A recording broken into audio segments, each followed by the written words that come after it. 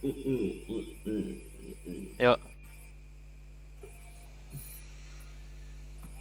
ayo Sis. Bismillahirrahmanirrahim.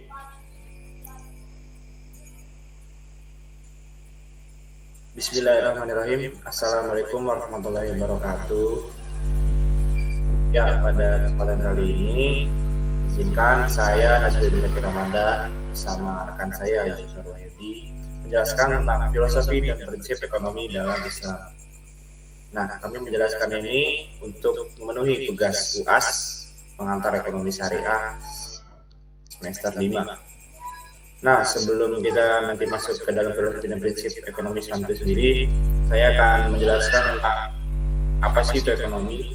Ya, ekonomi adalah kebutuhan yang dibutuhkan manusia dengan keinginan yang tak terbatas dengan sumber daya yang terbatas.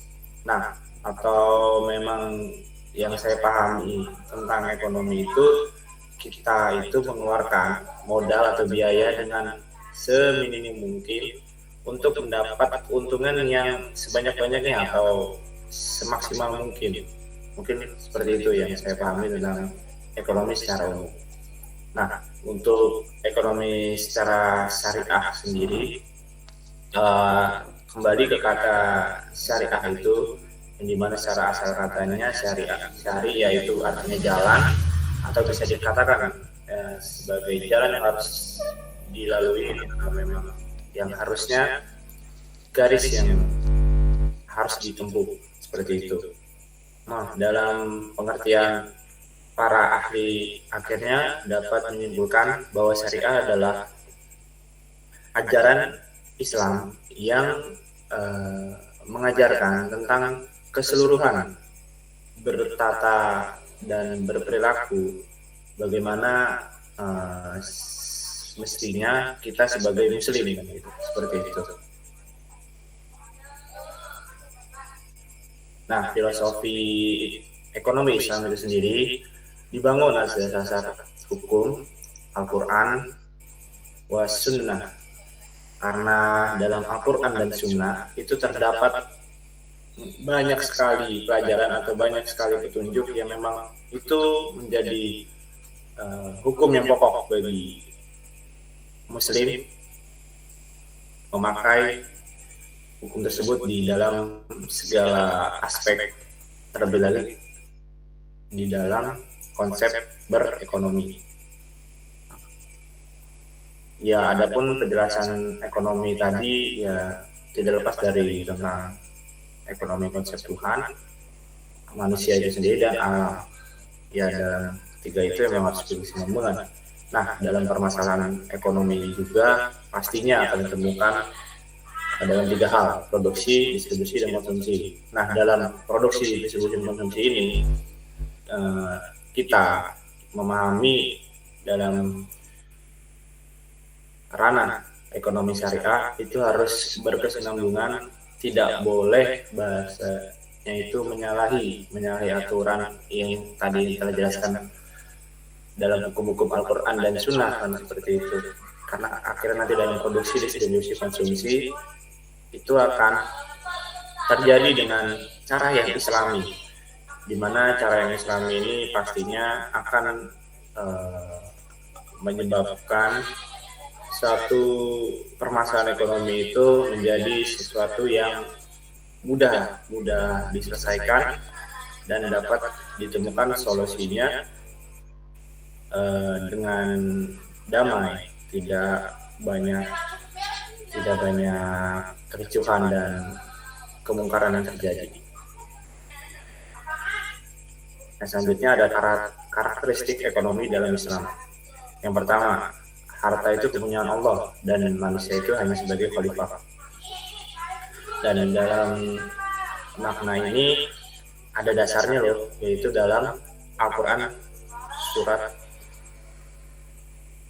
ayat 195 yang artinya, dan bajakanlah harta bendamu di jalan Allah, dan janganlah kamu menjatuhkan dirimu sendiri ke dalam kebinasaan, dan berbuat baiklah karena sesungguhnya Allah menyukai orang-orang yang berbuat baik. Ya, dalam makna tersebut ya memang ketika memang kita merasa punya harta, jangan merasa bahwa harta itu usaha anak usahanya mengklaim itu bahwa memang harta itu ya atas daya dan upaya tidak ada yang mempengaruhi kita tentang harta kita. Tapi Al-Quran di menjelaskan bahwa memang harta itu memang kembali punya Allah, dan manusia itu hanya dititipkan hartanya untuk kembali bagaimana mengelola tersebut menjadi ya tadi khalifatul fil ard, menjadi khalifah di muka bumi, supaya akhirnya bumi ini terus menjadi bumi yang diinginkan Allah, menjadikan bumi terus berkesinambungan. Yang kedua, ada ekonomi terikat dengan akidah, syariah, dan moral. Nah, itu sudah pasti ya. Ada akidah, syariah, dan juga moral atau akhlak. Itu akhlak. Yang ketiga, tidak memisahkan kehidupan dunia dan akhirat. Nah, kadang dalam ekonomi selain Islam itu pasti akan dibedakan tentang kehidupan ini urusan dunia dan itu urusan akhirat. Nah, dalam ekonomi Islam itu tidak ada pemisah antara dunia dan akhirat. Ya tetap saja ya untuk ekonomi di dunia ya itu akhirnya juga untuk bekal di akhirat nanti, seperti itu. Yang keempat, ada keseimbangan kepentingan individu dan umum. Nah, di sini saya bisa simpulkan adanya sikap adil. Seperti dalam surat Al-Maidah ayat 8, Allah Subhanahu wa taala berfirman yang artinya, wahai orang-orang beriman, tidaklah kamu sebagai penegak adil karena Allah ketika menjadi saksi dengan adil, dan janganlah kebencianmu terhadap satu kaum mendorong kamu untuk berlaku tidak adil. Berlakulah adillah, karena adil itu lebih dekat pada takwa. Dan bertakwalah kepada Allah, sungguh Allah Maha Teliti terhadap sesuatu yang kamu kerjakan. Nah, dalam ayat tersebut ya memang manusia itu harus berlaku adil, tidak timpang sebelah ketika kita mengerjakan sesuatu atau ya kalau dalam ekonomi bertransaksi dalam antara penjual membeli atau distributor dengan membeli, distributor dengan menjual, itu tidak ada. Artinya keterpihakan ketika memang yang hak itu benar yang benar, ketika memang salah itu katakan salah. Yang kelima, ada kebebasan individu tidaklah mutlak. Ya, di mana memang individu itu tidak menjadi suatu keputusan dalam ekonomi itu, keputusan yang tetap keputusan mutlak ya, kembali ke dasar yang tadi, hukum Al-Quran dan Sunnah, itulah hukum dasar yang mutlak dalam berekonomi. Yang keenam, ada negara diberi wewenang mengatur ekonomi. Ya, di sini juga memang negara juga diberi berhak oleh ekonomi syariah untuk mengatur perekonomian masyarakatnya. Oke, untuk selanjutnya saya persilakan kepada rekan saya Yusuf Wahyudi untuk menjelaskan materi selanjutnya.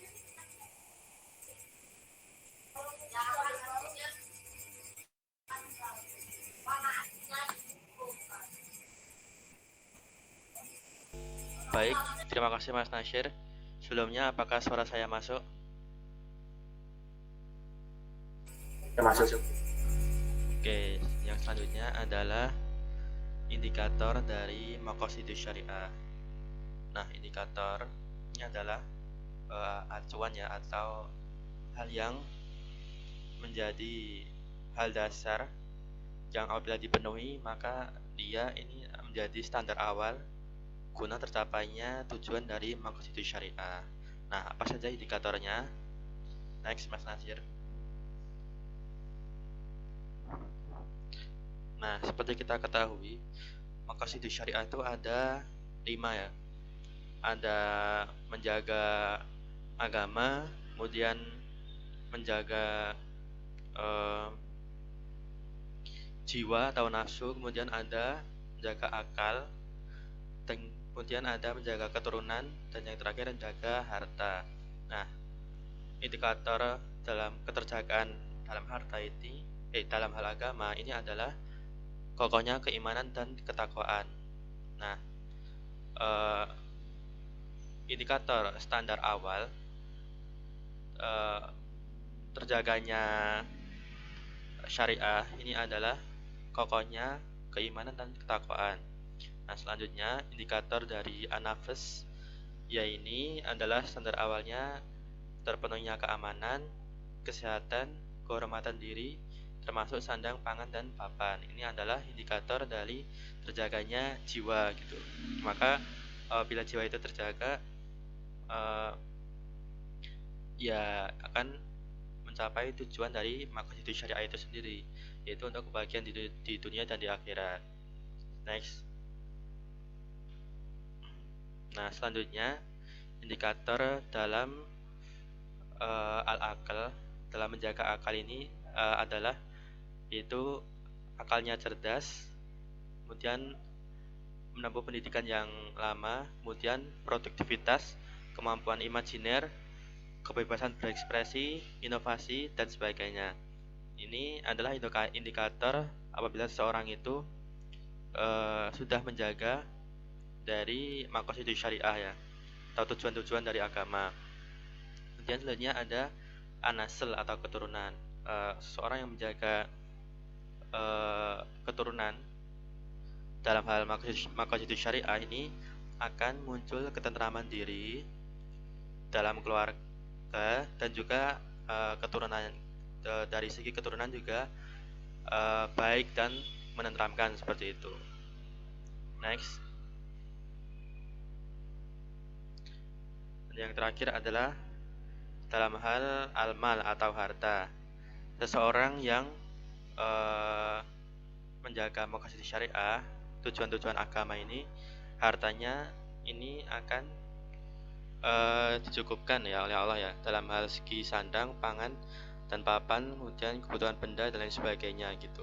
Indikator awalnya itu ini, tercukupinya sandang, pangan, dan papan. Oke, next. Selanjutnya adalah skema dari maqasid syariah. Nah, maqasid syariah atau tujuan beragama itu kan tadi ada 5 yang menjaga akal, harta, jiwa, dan lain sebagainya ya. Nah, itu tadi sumbernya itu dari Al-Quran dan Sunnah. Nah, selanjutnya Quran dan Sunnah itu turunannya adalah syariah. Nah, kemudian dari prinsip syariah ini tadi saling komplementer atau saling melengkapi dari segi akidah, baik itu akidah ke syariah atau syariah ke akidah. Ini saling melengkapi seperti itu ya. Kemudian juga dalam segi akhlak, antara syariah dan akhlak ini tidak bertentangan, tapi malah saling melengkapi seperti itu. Nah, selanjutnya turunannya daripada produk syariah ini ada nilai dan prinsip ekonomi Islam. Nah, nilai dan prinsip ekonomi Islam ini diambil dari syariat agama ya, nilai dan syariat, kemudian juga dari sejarah Islam. Nah, itu tadi adalah hal yang membentuk nilai dan prinsip ekonomi Islam. Tadi dilihat dari segi sejarah dan juga dari segi syariat. Oke, selanjutnya adalah metode nilai dan prinsip ekonomi Islam itu turunannya adalah metode deduksi atau kesimpulannya, atau juga metode deduktif ini adalah melalui wahyu ilahi, yaitu dari ayat-ayat qauliyah seperti itu. Nah, selanjutnya ada Quran dan Sunnah tadi itu turunannya yaitu tentang pembahasan usul fikih dan kaidah-kaidah qawaid. Nah, ini salah satunya adalah pembahasan tentang fikih muamalah atau fikih jual beli atau fikih bermasyarakat seperti itu. Nah, fikih muamalah ini ada 4 turunannya ya. Itu ada konsumsi, produksi, distribusi, dan makroekonomi. Nah, ini tadi adalah diatur dalam fikih muamalah seperti itu. Konsumsi itu terkait dengan cara pembelian, cara membeli yang baik dan tidak boros dan lain sebagainya seperti itu. Kemudian produksi yang halal dan baik itu seperti apa gitu, yang tentunya bermanfaat untuk manusia. Nah, selanjutnya juga distribusi tentang penyebarannya yang tepat sasaran dan lain sebagainya. Kemudian juga makroekonomi. Nah, itu tadi tak lupa itu berasal dari realitas ekonomi ya.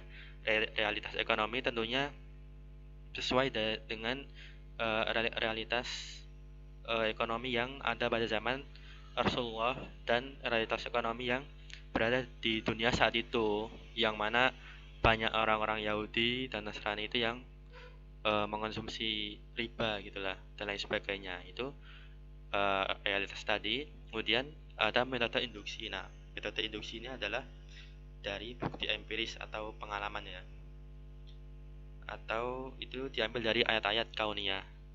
Nah, kemudian selanjutnya ada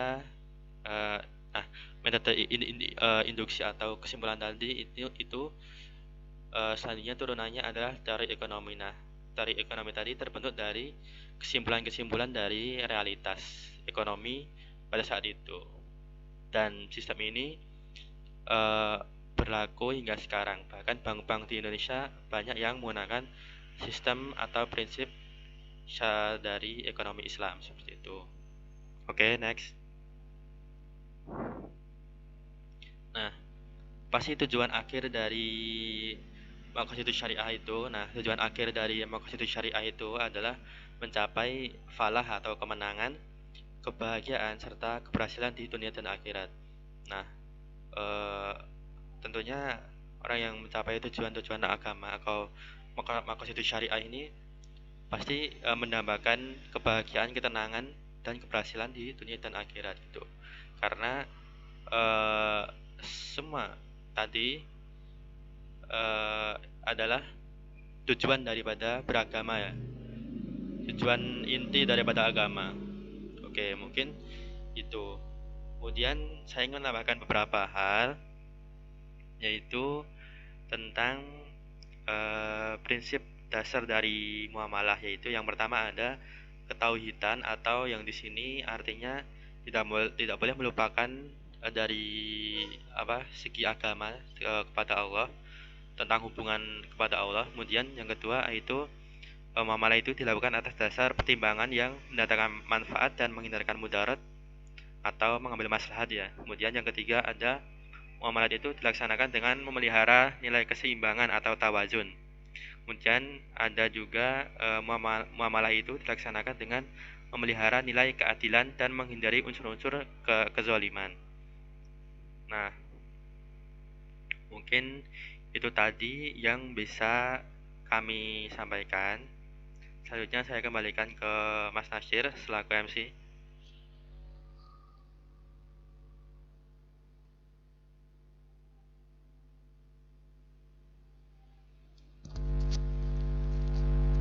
Mic-nya Mas Nasir.